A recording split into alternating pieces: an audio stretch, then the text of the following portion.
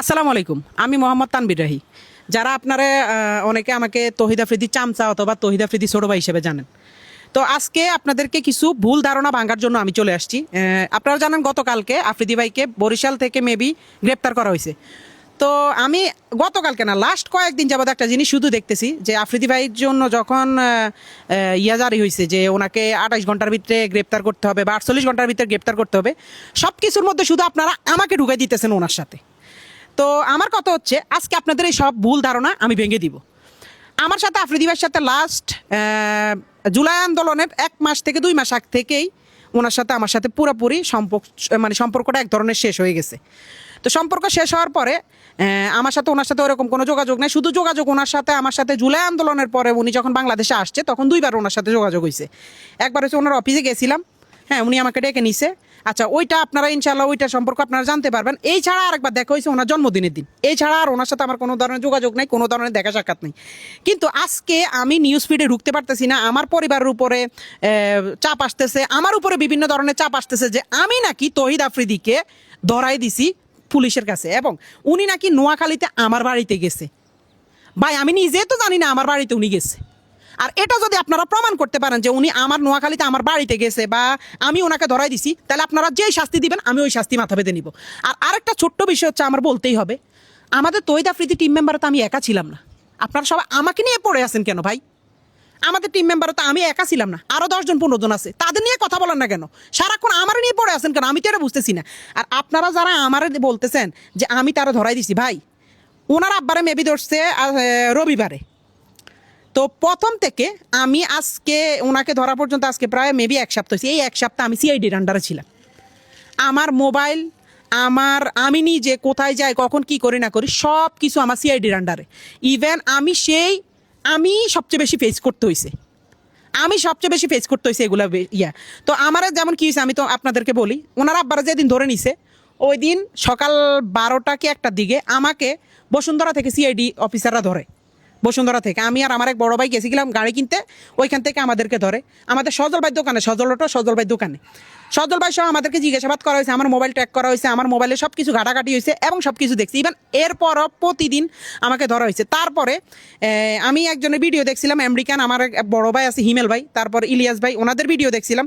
ওনারা ওইটার মধ্যে যখন আমারে জড়ানো শুরু করছে তখন আমি দেখলাম যে ভাই আমি ওনার সাথে সংযুক্ত না বা ওনার সাথে আমার যোগাযোগ না। ওনার বিয়েতে পর্যন্ত আপনারা আমার দেখেন নাই, লাস্ট ওনার বিয়েতে পর্যন্ত আমরা দেখেন। হ্যাঁ উনি আমার ভাই, উনি আছে, উনি ওনার মতো, আমরা আমার মতো। উনি ওনাদের মতো কাজ করছে, আমরা আমাদের মতো মানে কাজ করতেছি। ওনার সাথে আমার প্রায় মানে 1 থেকে 1 বছর 2-3 মাসের মতো ওনার সাথে কোনো ধরনের যোগাযোগ নেই। ওনার সাথে সিআইডি অফিসাররা তো সব জানে বা স্যাররা তো আমার অল টাইম তদন্তের মধ্যে রাখছে। ওনারা তো দেখছে। উনি যদি আমার নোয়াখালীর বাড়িতে যাইতো ভাই আমি নিজে জানি না। আমি তো পুলিশের কাছে, আমি নিজে তো সিআইডি অফিসারদের কাছে জিম্মি বলতে কি ওনারা আমার তদন্ত করতেছে। তো ওনারা কি তদন্ত করে জানতো না যে আফ্রিদি ভাই কই? আফ্রিদি ভাই কি নোয়াখালী গেছে না কোন জায়গায় গেছে? ভাই আমরা যদি জানতাম তাহলে তো আর আমরা সিআইডি অফিসারের কাছে থাকতাম না। আমগরে তো উনি তো ধরাই খাই যেত। ওনারা ধরতে এত টাইম লাগছে কেন? তো ওনার সম্পর্কে, এইসব সম্পর্কে আমাদের কোনো ধারণা ছিল না, কিন্তু আমরা পুলিশের ইয়াতে ছিলাম। তো পুলিশ দেখছে আমাদের সাথে ওনার সাথে কোনো ধরনের কানেক্টিং নেই, ওনার সাথে কোনো ধরনের কথাবার্তা নাই। কিন্তু বিভিন্ন নিউজ চ্যানেলেরা লম্বা লেকচার পিটতেছে, লম্বা কথা বলতেছে যে তহিদ আফ্রিদি চামচা, তহিদ আফ্রিদিকে ধরাই দিছে, সে একটা বিশ্বাসঘাতক, সে একটা এটা সেটা। ভাই এসব মিথ্যা বানোয়াট আপনি যে আমার মুখ থেকে শুনছেন, আমার থেকে জানছেন, না জেনে না শুনে আপনি কেন এসব মিথ্যা বানোয়াট কথা বলতেছেন? এসব মিথ্যা নিউজ কেন ছড়াইতেছেন? উনি কি করছে ওনারটা আইন আদালতে বুঝবে। আমি যদি কোনো দোষ করে থাকি আমারটাও আইন আদালতে বুঝবে। তা ওনার দোষ আমার উপরে কেন চাপাইতেছেন? আমার টিমে তো আমি একা ছিলাম না, আমার টিমে আরও 10 জন ছিল। ওদেরকে নিয়ে কথা বলতেছেন না, শুধু আমাকে নিয়ে কেন পড়ে আছেন? আমি কি বলেন? আমি কি একটা ফুটবল যে আমার পাইছেন? হ্যাঁ আমি ফুটবল বুঝছি, আমার পাইছেন শুধু লাথি দিবেন এটা হলে তো হবে না ভাই। আপনি আপনার বিবেককে প্রশ্ন করেন। আপনারা আমার নামে মিথ্যা নিউজ, মিথ্যা বানোয়াট কথা ছড়ানোর তো কোনো লাভ নাই। মিথ্যা বানোয়াট ছড়ায় আপনার কী লাভ হবে? সঠিক তথ্য আমি একটাই বলি, আমি নিজেই আজকে লাস্ট 1 সপ্তাহ থেকে পুলিশের কাছে ছিলাম। ইভেন আমি যখন দেখছি যে আমার বিষয়টা বেশি হয় তখন আমি ইলিয়াস হোসেন ভাইয়ের সাথে কথা বলছি এবং হিমেল ভাইয়ের সাথে কথা বলছি। ওনারা বলতে যে তোমার যেহেতু তদন্ত করা হয়েছে, যেহেতু তুমি নির্দোষ, তো তুমি তোমার মতো। কারণ ভাইয়ার ওই সব বিষয় আমাদের কোনো কিছু ধারণাই নাই। আর অনেকে আমার নিয়ে পোস্ট করছে আমি জুলাই আন্দোলনে 2 তারিখ 3 তারিখ 5 তারিখ নাকি তহিদ আফ্রিদির সাথে তাদের মাইটি বেঁধেছিলাম। আরে ভাই আপনাকে কি মাথা সমস্যা? আপনারা কি আমার ফেসবুকে যায় দেখতে পারেন আমি কোথায় ছিলাম, কি ছিলাম? বা আমার নোয়াখালীর ভাই ব্রাদাররা আমার যারা আমার লগের আন্দোলনে গেছে তারা কি জানে না আমি কই আছিলাম? আমি জুলাই মাস, আগস্ট মাস, সেপ্টেম্বর মাস গত বছর নোয়াখালীতে ছিলাম, কারণ তখন বন্যাই ছিল, আপনারা ভালো করে জানেন। তখন বন্যার সময় বন্যাই ছিল। তো এইসব মিথ্যা অপবাদ একজনের নামে, আমার নামে আপনি মিথ্যা কথা ছড়ায় আপনার কি লাভ? আমার এটা একটু বলেন। মিথ্যা বানোয়াট কথাবার্তা ছড়ায় আপনার কি লাভটা হয়? আমার এটা একটু বলেন। আমি জুলাই আন্দোলনে 1 তারিখ 2 তারিখ 3 তারিখ 4 তারিখ 4 এই কয়দিন আমি টানা মনে করেন যে আমি ছিলাম। আমাদের জুলাই আন্দোলন হয়েছিল আমাদের তখন মাইজ দিতে, যেহেতু আমরা একটু গ্রাম সাইডে পড়ছি, আমাদের সাইডে আন্দোলন ওরকম হয় নাই, হইলেও ছোটোখাটো হয়েছে, স্কুলের বাচ্চারা করছিল, কিন্তু আমরা ছিলাম তখন মাইজ দিতে। এবং এটা সাক্ষী আছে একজন কন্টেন্ট ক্রিয়েটর আছে রাইসুল ইসলাম আমাদের নোয়াখালীরই, তারপর আমার কিছু ছোটো ভাই আছে যেমন মাকতুম সহ, ওদের বিভিন্ন ধরনের আমাদের বিভিন্ন গ্রুপ আছে নোয়াখালীর, ওরা সহ আমরা মাইজ দিতে প্রায় আমার বাড়ি থেকে 60 কিলোমিটার 50 থেকে 40-50 কিলোমিটার দূর হয়েছে মাইজদি। আমরা মাইজ দিতে যে আন্দোলন করছি, হাজার হাজার ফুটেজ, হাজার হাজার ভিডিও আছে। কিন্তু আপনারা ছড়াইতেছেন আমি নাকি 2 তারিখ 3 তারিখ আফ্রিদি ভাইয়ের সাথে ওনার মাই টিভিতে ছিলাম, হ্যাঁ ওনার সাথে আমি বসেই করছি। ভাই মিথ্যা কথা কেন ছড়ান? হোয়াই মিথ্যা কথা কেন ছড়ান ভাই? মিথ্যা বাদ দিয়ে সত্যিতে আসেন, সত্যিতে আসেন, আপনারা যাচাই বাছাই করেন, আমার তো সমস্যা নেই। আমার তো আজকে 7 দিন তো যাচাই বাছাই করছে পুলিশে, সিআইডিএ, তারপর বিভিন্ন ধরনের বিভিন্ন মানে সাংবাদিকরা, জার্নালিস্টরা, যেমন এই যে আমেরিকা থেকে আমার প্রচুর পরিমাণে চাপ দিছে এই যে হিমেল ভাই, তারপর ইলিয়াস ভাই, ওনারা অনেক তথ্য জানছে আমার কাছ থেকে।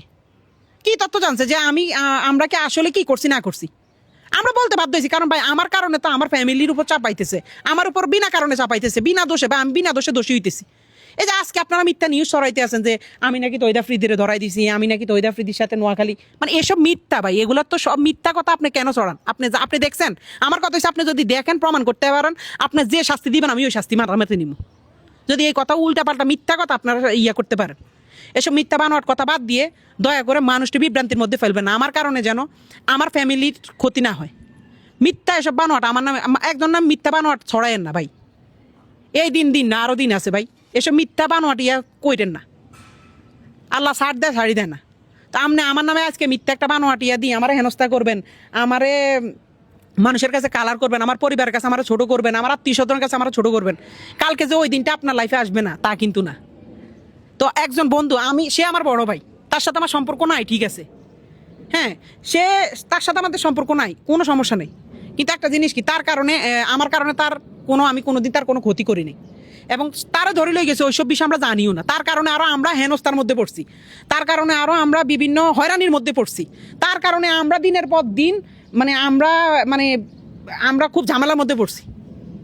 কিন্তু আমরা তো এগুলো নিয়ে কোনোদিন কিছু বলিনি। আপনারা কি জানতেন আমরা যে পুলিশে নিয়ে গেছে, আমরা যে সিআইডি তদন্ত করছে, এগুলো জানতেন? কিছুই জানতেন না। তো আমার নিয়ে হুদায় মিথ্যা অপবাদ ছড়ায় না ভাই, দয়া করে। আমার একটা পরিবার আছে, আপনার একটা পরিবার আছে, দয়া করে হাত জোর করে মাপ চাই। মিথ্যা ছড়ানোর আগে জানবেন, না জানে শুনে মিথ্যা কারণ আমি নিউজ করেন না। ধন্যবাদ।